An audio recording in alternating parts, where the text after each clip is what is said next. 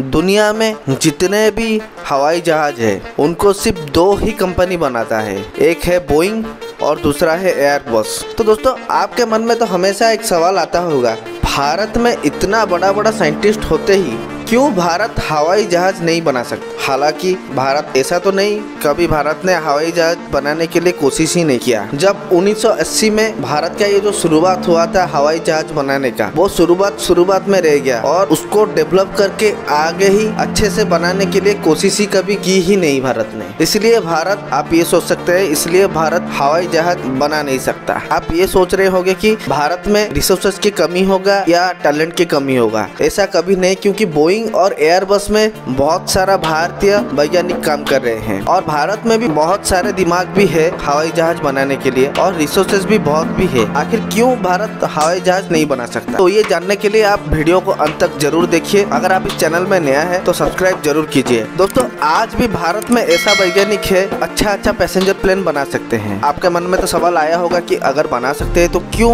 बना नहीं रहे। क्योंकि उसका कारण ये है कि एविएशन का जो मार्केट है वो बहुत ही बड़ा मार्केट है और बहुत ही डिफिकल्ट मार्केट है।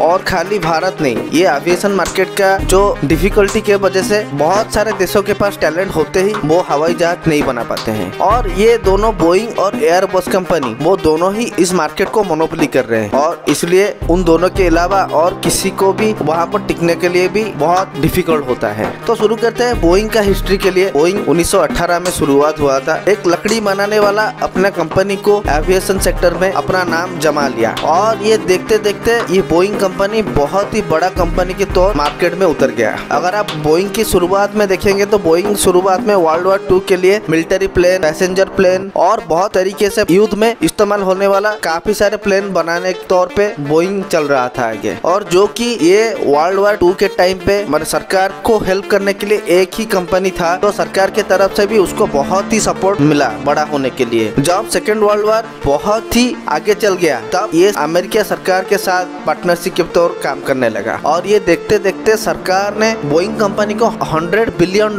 का फंडिंग दी। आज भी $100 बिलियन भी बहुत ही बड़ा लगता है। आप सोचिए 100 साल पहले ये रकम कितना बड़ा होगा। और ये फंडिंग मिलने के बाद मिलिट्री प्लेन और बहुत सारे मिलिट्री बेस के लिए जो भी सब एरोप्लेन चाहिए वो प्लेन बनाते बनाते ये कंपनी देखते देखते बहुत ही बड़ा हो गया। और सबका ये भी मानना था कि बोइंग को सरकार ही चला रहा था और ये बात भी कुछ हद तक सच ही है। और ये भी नहीं था कि उस टाइम भी बहुत छोटे छोटे कंपनी, एविएशन कंपनी भी मैन्युफैक्चरिंग प्लेन भी बना रहे थे जो कि सरकार को मिलिट्री प्लेन भी बना के दे रहे थे। लेकिन बोइंग इतना बड़ा हो गया था कि उनके सामने ये सब टिक ही नहीं पाए। और ये देखते देखते ये कंपनी इतना बड़ा हो गया कि ये पूरी दुनिया को फाइटर प्लेन और पैसेंजर प्लेन ये देने लगा। और अमेरिका सरकार ने बोइंग के साथ वो पूरा एविएशन मार्केट को मोनोपोली कर रहा था। और उसके बाद पूरी दुनिया देखने लगी कि बोइंग अकेला ही कंपनी इतना बड़ा होते जा रहा है। और जर्मनी, फ्रांस और ये सब कंपनी मिलके फिर इस एविएशन सेक्टर को मोनोपोली से रोकने के लिए एक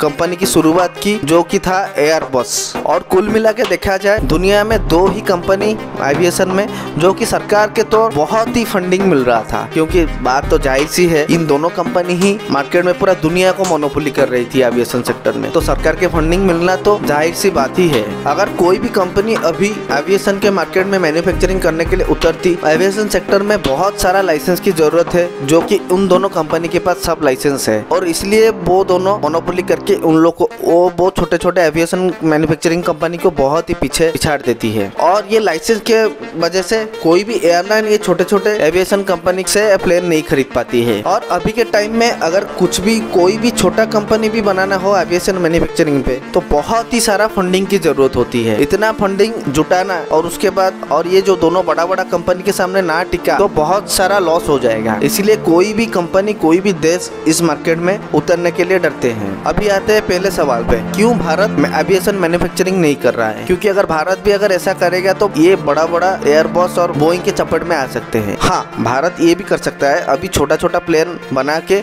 छोटे छोटे देश को भी अपना प्लेन भेज सकता है। हाँ, ये भी भारत भी अभी कर रहा है, ऐसा नहीं भारत नहीं कर रहा है। छोटा छोटा डिफेंस प्लेन भी भारत बना के भी बाहर वियतनाम और ये छोटा छोटा कंट्री को भारत भी अभी सप्लाई कर रहा है। और पैसेंजर प्लेन की बात करेंगे तो भारत की सरकार अगर कोई भी प्राइवेट कंपनी के ऊपर अगर पैसा खर्च करती है तो जनता से बहुत सारा सवाल आएगा और सरकार की बदनामी होगी। तो इसी कारण सरकार अपने नाम ना खराब करते हुए तो ये एविएशन सेक्टर पे वो नहीं उतर रहा है। तो दोस्तों आज के वीडियो में सिर्फ इतना ही। तो आपको कैसा लगा वीडियो, आपको क्या लगता है? आप अपना राय कमेंट बॉक्स में जरूर शेयर कीजिए। और वीडियो कैसा लगा अपना राय आप कमेंट बॉक्स में जरूर शेयर कीजिए। और इस चैनल को लाइक और सब्सक्राइब करना मत भूलिए और बेल नोटिफिकेशन पर दबाइए ताकि कुछ ऐसा नया वीडियो आ सके, आपको नोटिफिकेशन मिलता रहेगा। धन्यवाद।